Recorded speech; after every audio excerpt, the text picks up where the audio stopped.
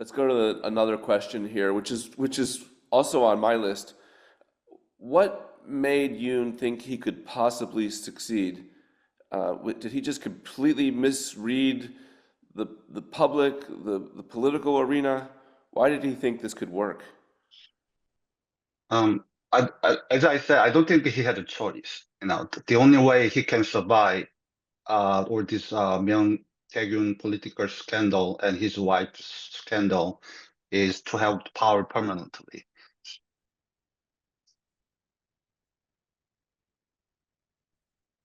Anyone else Um, want to jump in on that one? yeah, I'll add. Um, yeah, what he was thinking, what his sort of long-term goal was. I think that's sort of the million-dollar question still. I mean, his defense against the insurrection charges right now is that, hey, I wasn't being serious. It failed, didn't it? I wasn't being serious.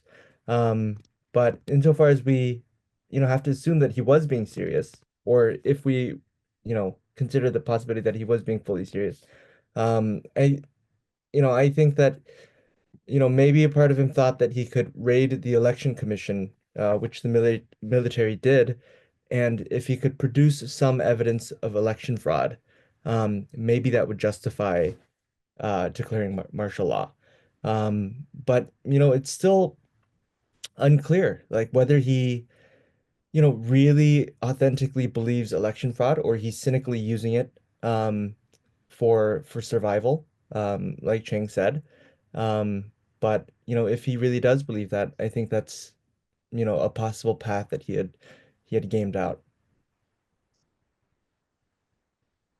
Okay, I don't see any other questions from the audience. I have another one though.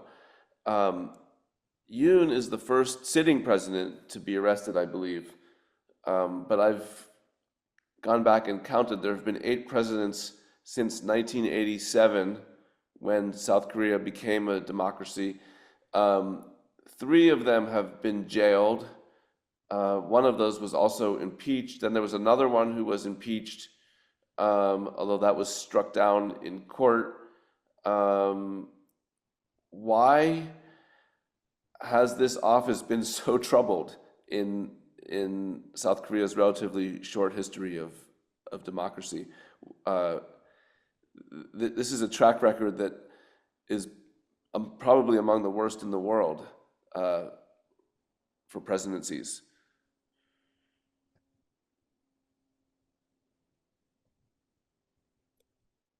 Well, it comes to the personal opinion again, but I think throughout the history, not the recent history, Korea has been attacked by the neighbor countries like almost 1,000 times, and people have in their DNA that to resist the wrongdoings and something is not right, they want to fix it. Then it's in their gene, but it's just my personal thoughts. Any other insights into kind of that It's that very big picture question? It's yeah, it's a tough one. It's a question that a lot of people are asking, um, I'm sure. Um, and I think there's sort of two ways to look at it, right? Is it that the South Korean public is, quicker to pull the trigger on impeachment than other countries? I think, partly maybe yes. Or is it just that there's something about the South Korean, the office of the president that, lends itself more to corruption than other countries? I think it could be a little bit of both. So, like Cheng said, I think people here have very little patience for like bad leaders, corrupt leaders, and they will impeach. At the same time, and you're sort of seeing the same thing play out in the U.S. The U.S. and South Korea they're sort of two of the only major countries that have, presidential systems. Um, and, in the US, there's been talk about the imperial presidency. The presidency has too much power.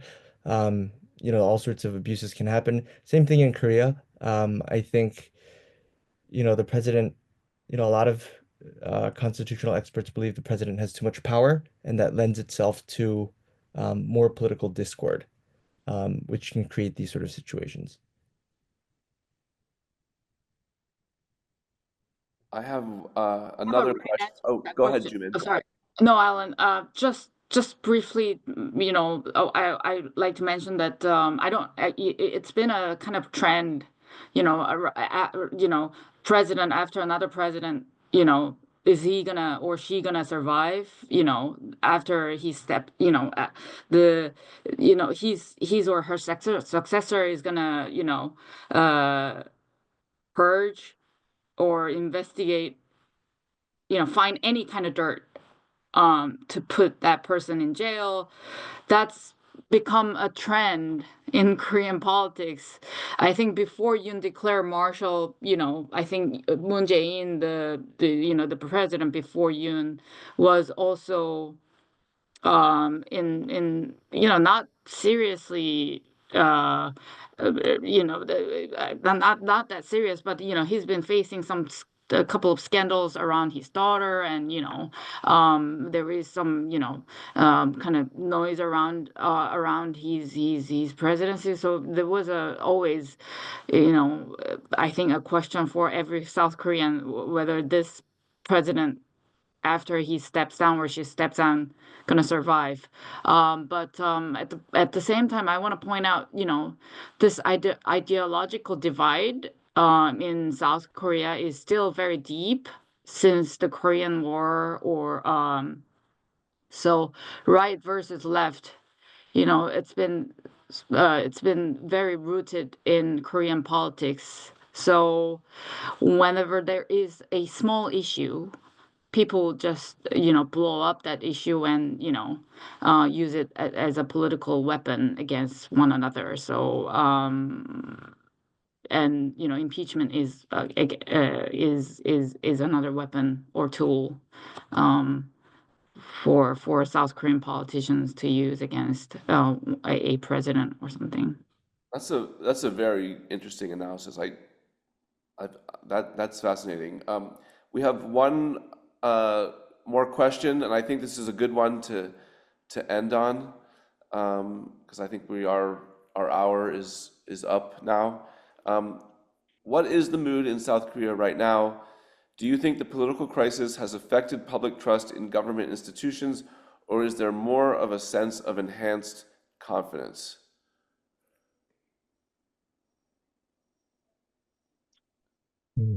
I think people are tired. I think people are very tired. Again, this ties in to what Jumin was saying. Like they're tired of this sort of like tit for tatting. I think people just want a stable, presidential term now. And um, I don't know if there's enhanced confidence, even if maybe there is reason to feel that. Um, yeah, I think fatigue is sort of the dominant, mood I'm picking up on. You're shaking your head, yes, Jumin? Yeah, and thankfully we had really nice long Lunar New Year holiday here, and people kind of um could turn off their screens and get away from news. So it's been quite a hectic month or 2 months. And then now they're, news they've been having some quiet time now. But yeah, like Max said, people are quite fed up with, every day is breaking news. There is breaking news every day. So people are quite fed up. But to the question about whether this is going to be, enhancing confidence or not, I think the country is still at crossroads. I, we have to see what the court will say and rule on his presidency and his marshal, and yeah, we will see how this upcoming presidential election, if Yoon is out, is going to play out. So, but bottom line is, I think this marshal thing, the whole thing, has been a huge. It's gonna be a trauma for a lot of Koreans down the road. It's yeah. Chang, do you want to give us Yeah. the last word here? I agree with the two of you. I think people have been crying the financial disadvantages because of this political turmoil here in Korea. But at the end, they will still go through a lot more political attacks from each other from both sides, and until the presidential election, if it happens, is over. So, I mean, only the history can tell for the future. But I think people will have more confidence after this, and once the new president is elected, hopefully can lead, and hopefully someone can unite. One person can kill a million people, and one person can save a million people, save the whole entire country. Hope that Korea will vote the right person to unite the country soon. So I just want to finish by thanking all of you and thanking the Overseas Press Club. I learned a lot. It was a true pleasure to talk to you all, and I hope the audience learned something too. So thanks so much, and see you next time. All right. Thank you Thank very you. much.